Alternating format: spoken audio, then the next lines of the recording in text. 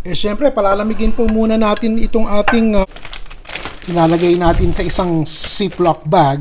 Tapos, ipe-press natin, dikdikin natin hanggang sa maging pino. 4 tablespoons butter. We are going to melt the butter. While we are melting the butter, let's coat the cake pan with a little bit of cooking spray.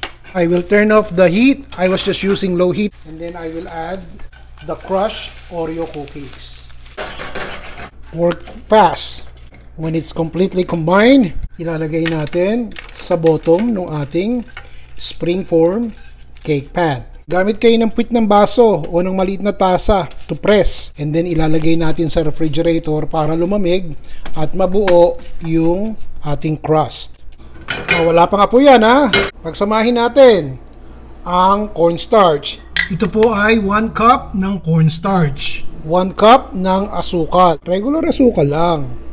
2 tablespoons ng cocoa powder. Haluin po muna natin yan.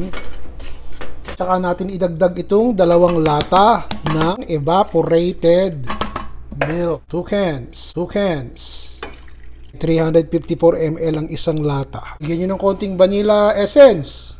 Tsaka halo hanggang sa matunaw at lumapot ito dahil may cornstarch na kasama, di po ba? Look at this everybody. After 5 to 6 minutes, it's already thick. So what I'm gonna do, ko lang to dahil nakita nyo, malapot na. Halo lang ng halo. Maglalagay po tayo ng cream cheese. Kalahati lang nitong isang package ng cream cheese ang ilalagay ha. Malambot na po ito. Nagpatanong din ako ng cream cheese sa atin dyan sa Pilipinas. Ang isang box pala na katulad nito 150 pesos. Ito po is kung meron kayong allowance sa budget nyo na pwede kayong maglagay ng cream cheese. Siyempre, mas masarap pag may cream cheese. Tapos, haluin din natin yan hanggang sa matunaw po yung cream cheese. Halo lang tayo ng halo. After 30 minutes sa refrigerator, matigas na po yung crust. Pwede na nating isama yung ginawa nating chocolate cheesecake.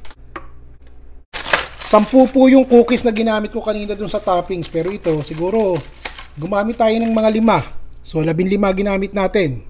Huwag nang maarte. Gamitin na lang yung kamay. Kung kayo rin lang kakain. Pero kung kayo po ibebenta nyo to at may bibili, use gloves. But this is for my personal consumption. Siyempre, palalamigin po muna natin itong ating matamis. Ilalagay ko muna sa plate. Hayaan nating matulog muna doon hanggang sa maging set. Tingnan natin. Yun, dumulas. Para ipapakita ko sa inyo kung ano itsura ng loob. Kung nanonood ba kayo by this time, maraming salamat po. At maraming salamat sa mga kaibigan natin na laging nagko-comment ng mahaba at nag-share ng mga cooking videos ko at pinapublic nila. Ron Vilaro po. Bye everybody.